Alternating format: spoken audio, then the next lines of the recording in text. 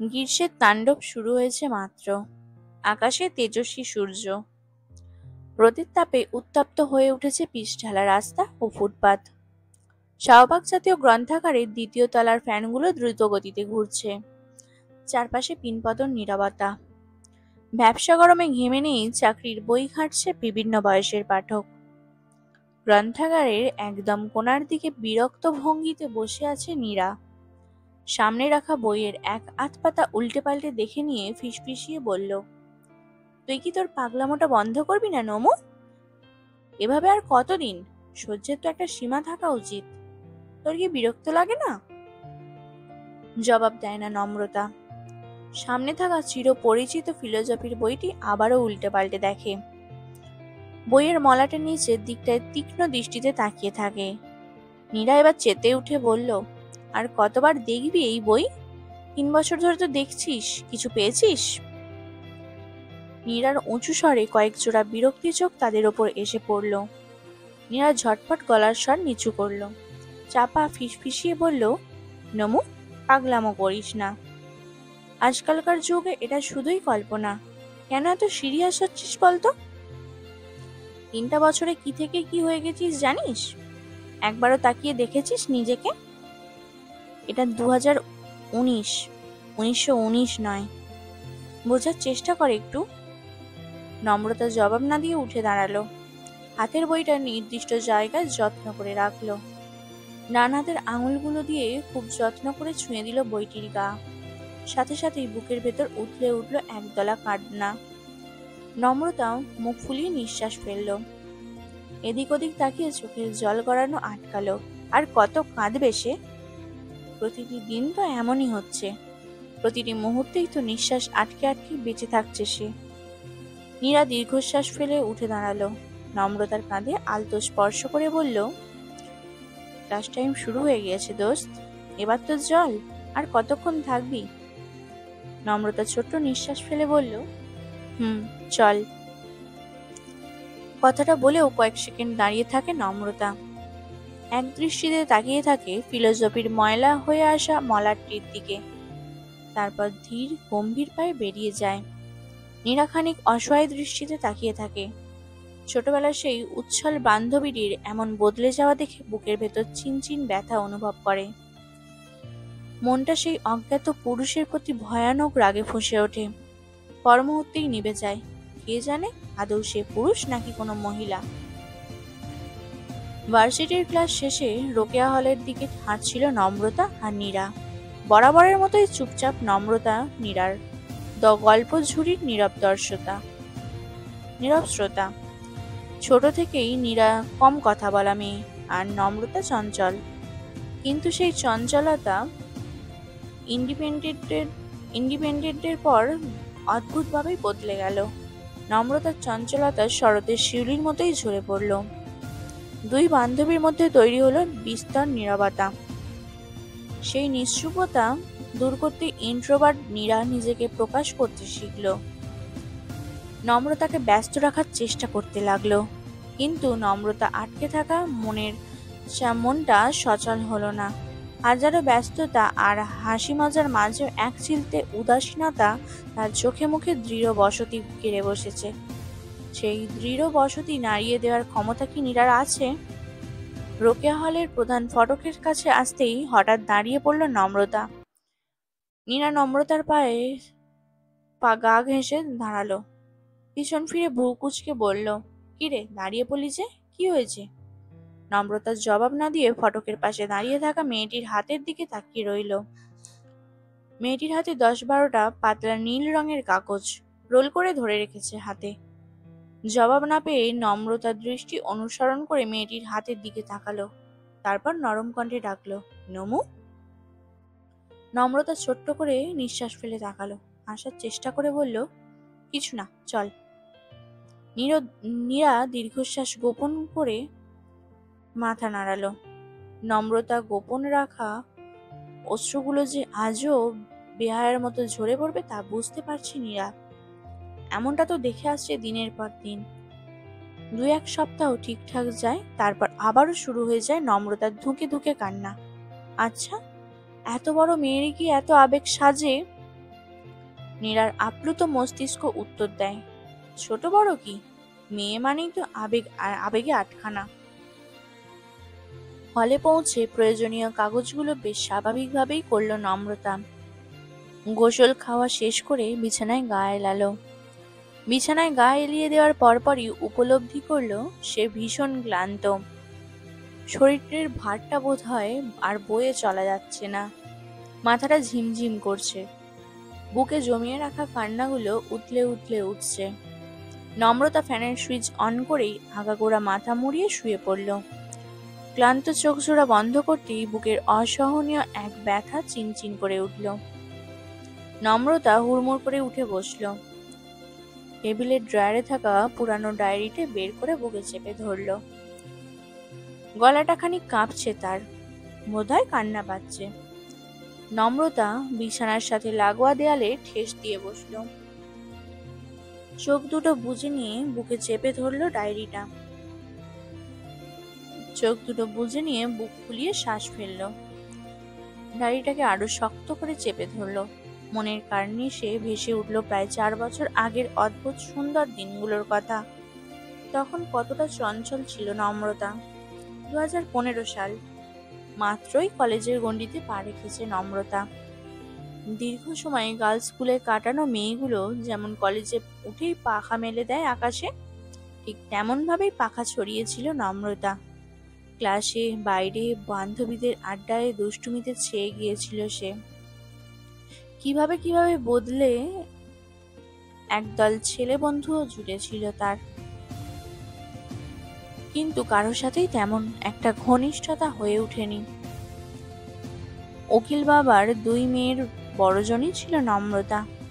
ছোট বোন নন্দিতা তখন ক্লাস 1-এর গণ্ডিতে পা রেখেছে মাত্র। বাবার আদুরে হওয়ায় বাড়িতে তখন অবাধ স্বাধীনতা। সকালে কলেজে যাবে নাম করে বেরিয়ে সন্ধ্যা 5টার আগে বাসায় ফিরে গেলেই সব দোষ মাফ। নম্রতারা তখন শাহবাগেই থাকতো। তাদের ধানমন্ডির বাড়ি কমপ্লিট হয়নি তখনও। সে বছরেই বান্ধবীদের সঙ্গে পেয়ে জাহাঙ্গীরনগর থেকে শুরু করে রবীন্দ্র সরোবর চষে বেড়ানো হলো তার। বাসায় বেশ কয়েকবার জব্বর বকুনিও খেলো। ভালো মেয়ের পদবিটা সরে গিয়ে দুষ্টু ফাজিল মেয়ের পদবিগুলো সে বছরই পাওয়া হলো। সেই দুষ্টুমি ভরা জীবনটাতে হঠাৎ একদিন ঘটনাপ্রবণতা হলো। কলেজ ফাঁকি দিয়ে বান্ধবীরা গিয়ে বসলো শাহবাগ জাতীয় গ্রন্থাগারে। সেই সময় নম্রতা ব্যতীত বান্ধবীদের প্রায় সবারই বয়ফ্রেন্ড ছিল। নম্রতা প্রেম ভালোবাসা পছন্দ করে না তেমনটাও নয়, বরং প্রেম নিয়ে নম্রতা ছিল অন্যরকম বিলাসিতা। ফেসবুক, হোয়াটসঅ্যাপ বা সামনাসামনি প্রেম তো সবাই করে। নম্রতার ইচ্ছে সে চিঠি প্রেম করবে, একদম সেই আগের যুগের মতো। সপ্তাহে একটা চিঠি পাওয়া, দূর দূর বুকে সেই চিঠি পড়া, বুক ভরা আবেগ নিয়ে চিঠি লেখা, অপেক্ষা করা, আরো কত কি। নম্রতা এমন উদ্ভট কথায় হেসে উঠল নীরা। সেবারও তাই হলো। নীরা হাসতে হাসতে বলল, ধুর, এমনও হয় নাকি? ওসব শুধু কল্পনাতেই সম্ভব। এটা তোর মানধাত্তার আমল না দোস্ত, এটা 2015 সাল। এখন প্রথম দিন প্রেম করেই দ্বিতীয় দিনে বন্ধুদের ফাঁকা বাসা খোঁজে ছেলেরা। সেই যুগে এসে চিঠি প্রেম, তাও আবার না দেখে? ইম্পসিবল। অমন ছেলে বাংলাদেশে কেন, গোটা পৃথিবীতেও আছে কিনা সন্দেহ। নম্রতা মুখ ফুলিয়ে বলল, একদম ফাউল আলাপ করবি না বলছি। প্রেম করতে হলে চিঠি প্রেমই করব, তবুও না দেখে। একদম পুরাতন যুগের মতো। আমাদের যোগাযোগে শুধু একটা সোর্সই থাকবে, তা হলো চিঠি। ফেসবুক, মেসেঞ্জার, হোয়াটসঅ্যাপ কিচ্ছু না। একটা চিঠি পাওয়ার আশায় ক্যালেন্ডারে দিন গুনবো, আর যখন সেই কাঙ্ক্ষিত চিঠিটি পাবো তখন এক মুঠো স্বর্গীয় সুখ আছড়ে পড়বে আমার বুকে। ভাবতে পারছিস? নীরা বইয়ের পাতা উল্টে পাল্টে তাচ্ছিল্য ভরে হাসলো। মাথা নেড়ে বলল, পাচ্ছি। তুই যে দিন দিন পাগল হয়ে যাচ্ছিস সেটা বেশ বুঝতে পারছি। শোন দোস্ত, এলকা আকিলকা স্বপ্ন দেখা বন্ধ কর। এই দুনিয়া, এটা আধুনিক যুগ। যোগাযোগের এত উপকরণ থাকার সত্ত্বেও একটা ছেলে একটা চিঠির আশায় বসে থাকবে না।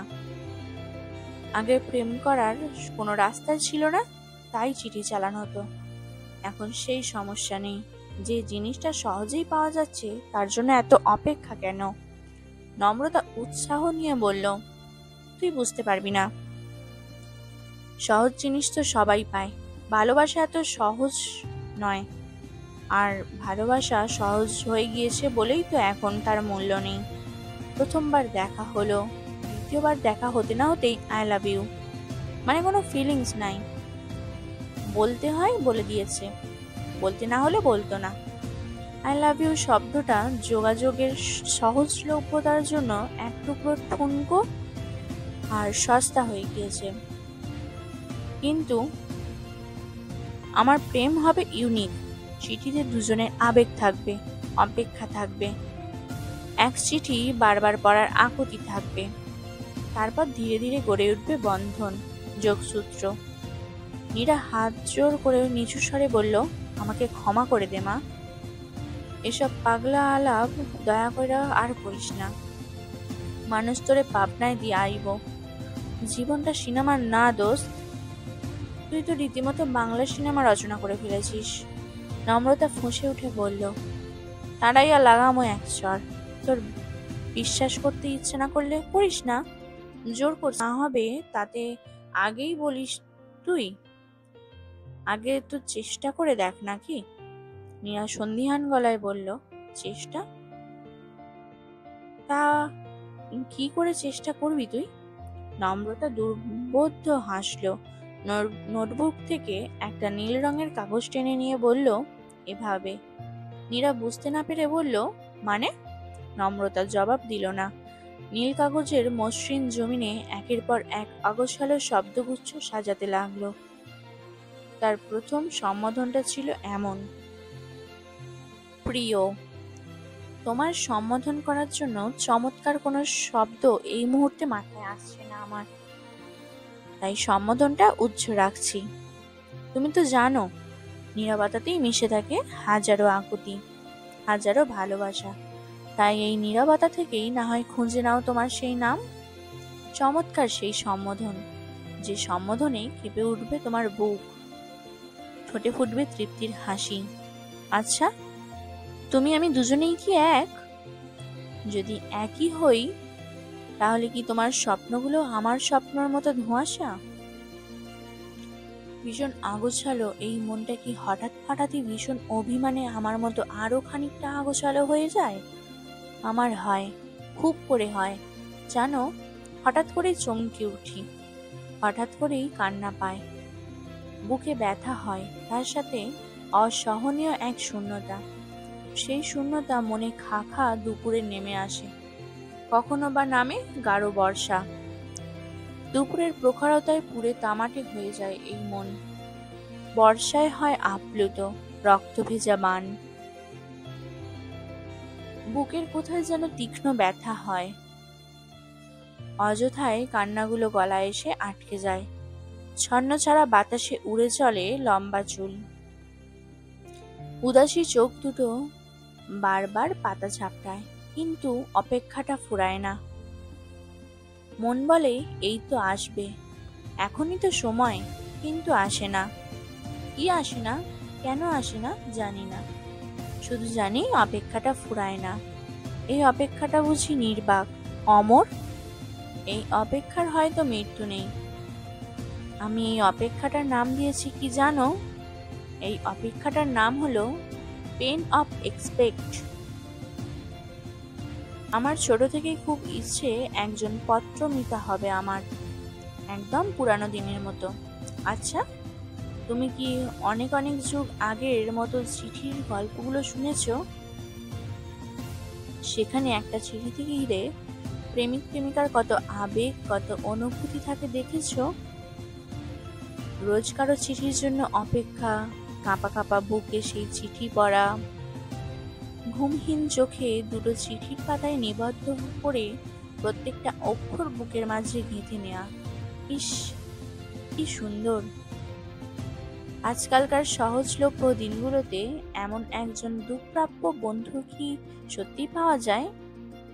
পাওয়া গেলে আমি পেতে চাই, খুব করে পেতে চাই জানো। প্রেম না হোক, শুধু বন্ধুত্ব হোক। কেউ একজন আমার চিঠির অপেক্ষা করুক, চলতে থাকুক আমার নীল চিরকুটের গল্প। এই আধুনিক জগৎটাতে সবার অগোচরে তুমি আমি চিঠি দেয়া নেয়া করব। তুমি আমায় জানবে না, আমি তোমায় জানবো না। চিঠিতে কোনো সম্বোধন থাকবে না, শুধু থাকবে এক আকাশ আবেগ, এক ঝুড়ি কথা আর ছোট্ট একটা আদুরে নাম। তারপর অনেক অনেক দিনগুলো পার হওয়ার পর দুজন দুজনকে খুব করে চাইবো। ঠিক তখন আমাদের দেখা হবে। বিষয়টা মজার না? হয়তো মজার, হয়তো নয়। তোমার কাছে মজার লাগছে কিনা বুঝতে পারছি না। তবে আমি চিঠির অপেক্ষায় রইলাম। সেই তুমিটা কে হবে জানি না, তবে এটুকু জানি সেই তুমিটা আমার সে হবে। আজ এতটুকুই। ইতি শ্যামলতা। চিঠিটা পড়ে নিয়ে চোখ কপালে তুলল নীরা। অবিশ্বাস্য কণ্ঠে বলল, তুই সিরিয়াসলি চিঠি লিখে ফেললি? বললাম, এবার কি করবি সেটা তো দেখতেই পাবি। তুই তো ফর্সা, তাহলে শ্যামলতা লিখলি কেন? নম্রতা হেসে বলল, নামটা সুন্দর তাই। কথা বলতে বলতেই পাশের শাড়ি থেকে একটা দর্শনের মোটা বই নিয়ে তার মলাটের মাঝে চিঠিতে রেখে দিল নম্রতা। নম্রতার কাজে প্রথম দফায় স্তব্ধ হয়ে বসে রইল নীরা। হাসতে হাসতে বলল, পাগল তুই? এখন লাইব্রেরিতে এসে কজনই বা মানুষ বই পড়ে শুনি? যে যার বই কিনে নেয়, সেই বই পড়ে। এইসব বই পড়ার সময় কই? তারপরও এই মোটা দর্শনের বই মলাটের নিচে। কারো চোখেই পড়বে না তোর চিঠি, আর পড়লেও হাসতে হাসতে মরে যাবে। নম্রতা হেসে বলল, মরলে মরল। বাংলাদেশের 16 কোটি মানুষের মধ্যে একজন হাসতে হাসতে মরে গেলে দেশের অর্থনীতিতে ভয়ানক কোনো ক্ষতি হবে না। নীরা হঠাৎই গম্ভীর কণ্ঠে বলল, যদি কোনো মেয়ে ফাজলামো করে? নম্রতা আত্মবিশ্বাস নিয়ে বলল, চিঠি পড়লেই বুঝতে পারবো। সেদিন চিঠি রেখে এসে উত্তেজনায় ঘুম হলো না নম্রতার। নীরাকে ফোন দিয়ে বারবার জ্বালাতন করতে লাগলো। মনের মধ্যে ঘুরতে লাগলো একটাই প্রশ্ন, কি হবে কি হবে? আদৌ কি কারো চোখে পড়বে?